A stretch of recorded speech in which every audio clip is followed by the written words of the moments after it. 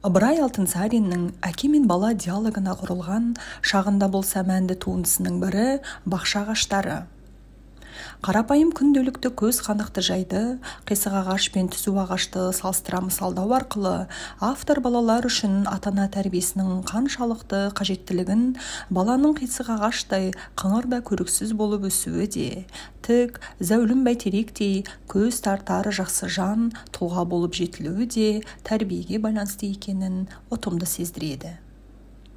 Бала ұғымына сай табиғи қалыптан аңғартады. Әңгіменің бұл түйіні әкенің мына сөзінен айқын танылады. Бағу қағуда көп мағына барында шек жоқ шырағым.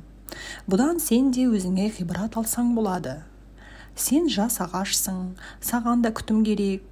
Мен сенің қатестеріңді түзеп, пайдалы іске үйретсем, сен менің айтқанымды ұғып, орнына келтірсең, жақсы, түзік кісі болып өсерсің.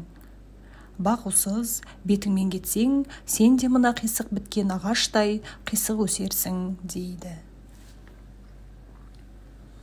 Ыбырай Алтынсарин өзінің әңгімелері арқылы қазақ балалар әдебиетінің негізін салды.